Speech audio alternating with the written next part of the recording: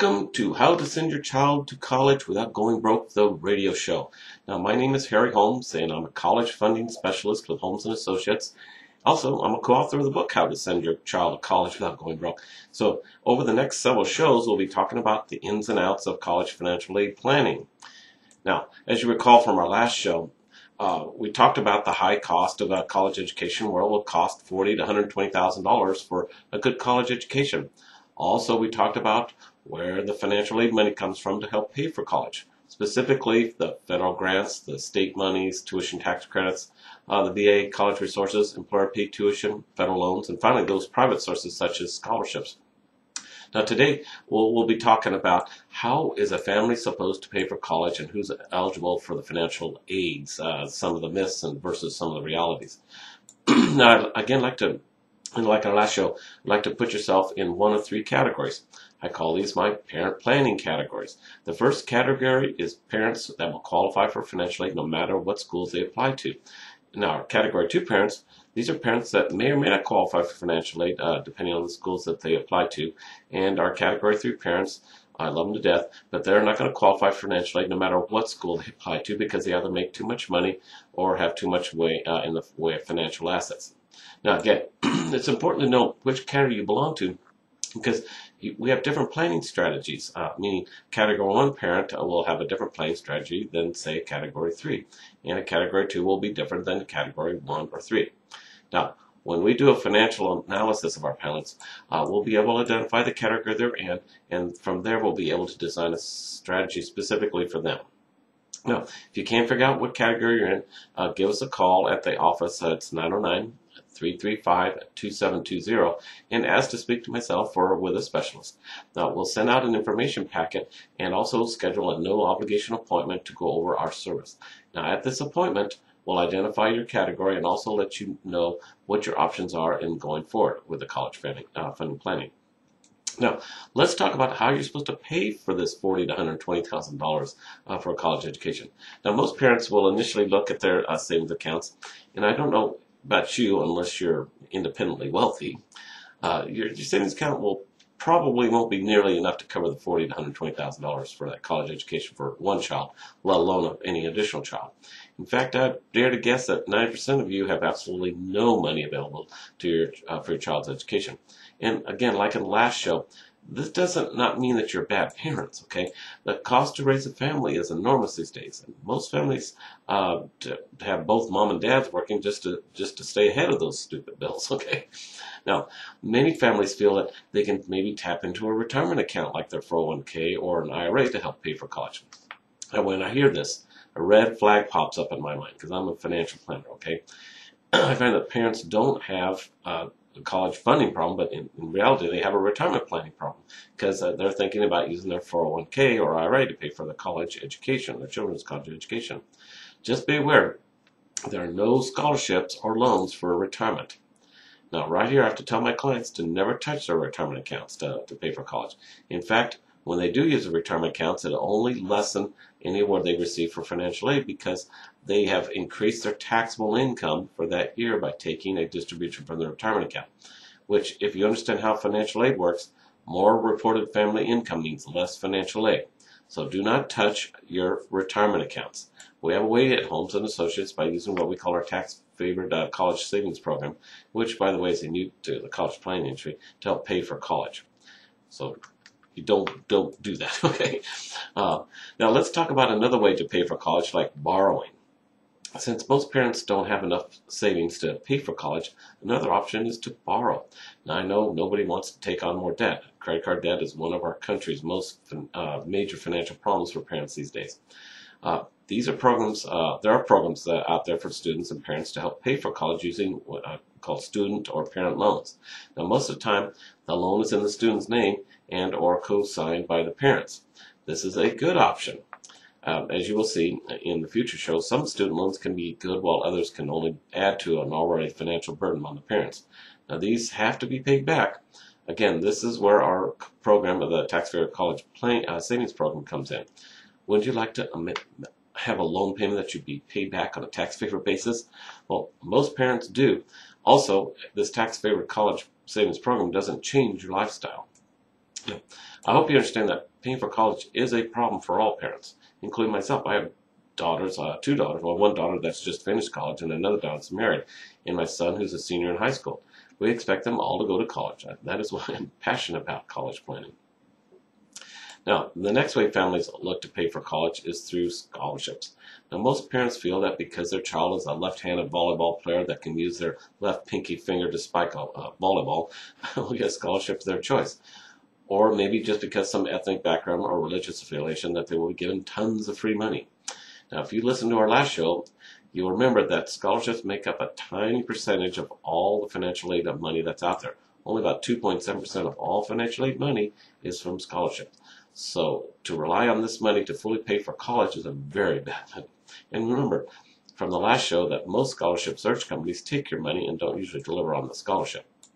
Now, we know the cost of college is so expensive, many parents tell me that they'll send their child to a lesser school. Do I believe in sending a child to a lesser school? Well, I'm going to show you in a future show is that, believe it or not, in many cases it can be cheaper to send your child to a private university that costs $27,000 a year than it does to maybe a state school that costs $12,000 a year. And I'm sure that a lot of you are saying to yourself that doesn't make any sense. But believe me, if you see in a future program, I'm going to show you exactly how families could end up paying less out of pocket to go to an expensive private school than going to maybe say a state school. Now finally, the option in how to pay for college is not to send your child to any school. Now, this is one we talk about. Not sending your child to a college is probably one of the worst options of all, because where there's a will, there's a way. And believe me, there is a way. And believe me, there's plenty of ways to come up with funding for a college education. If you look at any statistics, the chances of your child being successful in capturing a job and in earning a higher salary in the long run are so much higher with a college diploma than it would without it. Believe me, I'm a big advocate of real life learning, and the best learning you get is once you get out in the marketplace. But the fact is, if you plan to get any job, in many cases, the first thing employers are going to be to look for is whether they have a college diploma, and it does make a difference. So don't think that not going to or going to college should be an option. I don't think not going is not an option. I think there's a lot of things that you can put a price tag on what a student learns when they go away to college. Now let's take a look at who's eligible for financial aid. Let's talk about some of the myths and reality regarding to who's eligible to receive this financial aid. The first myth that people will say my income is too high. There is no way I'm ever going to be eligible for financial aid. Now this is in almost all cases I've usually seen is false. I've seen people with six-figure incomes get some financial aid. Now, I'm not saying if you make several $100,000 a year, or if you have $500,000 or $1 million in assets, that the likelihood that you're going to get any need-based aid. But if you're talking about an income range of say from $30,000 a year to a high of $100,000 to $125,000, and you want to send your child to a private university, I'd say the likelihood is that you very well may get some need-based financial aid that might be waiting for you. Just you have to know how to get it. Okay. Now the second myth is who's eligible. Well, and we talk about eligibility for financial aid. Well, my child is not an A student, so this is not going to be any financial aid for me. That's what some of my clients will say. And it only goes to the best students is what they say.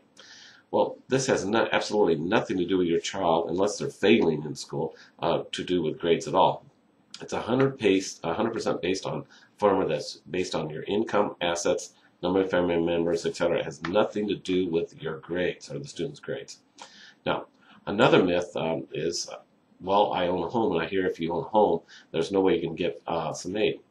Well, this is another huge myth. In fact, on the federal form, for the federal formula, they don't even include the home when calculating eligibility anymore. Now, like private schools will ask about the value of your home, but for the federal purposes or for federal funds, they don't even ask about it anymore. So that doesn't mean, in most cases, anything anymore. Now, another myth I hear quite a bit of this is aid, and I'm talking about need-based financial aid, is only for special groups like minority groups, people with certain special talents, hobbies, minority status, etc. Again, it's purely based on a formula that has only to do with, and I'm talking about need-based financial aid, it's purely based on income, assets, number of family members, where they're going to school, etc. It has nothing to do with these issues. So get this out of your mind. Now, another thing that I hear, and again, it's a definite misrepresentation about guidance counselors and financial aid officers. Even other parents will say, "Oh, it's an easy process. You just fill out the form, you sit back, and you wait." This is exactly what the schools are hoping for you to do. This is exactly what you should not do, because it's a process that you have to understand and you have to take control of. And I can assure you, just like anything else in life, if you sit back and wait for it to happen to you, you're going to lose. Right? Now, maybe thousands of dollars, tens of thousands of dollars in financial aid that you might have received if you had taken the time and energy to help understand the process and do everything within your power that's legal and ethical to get more funding.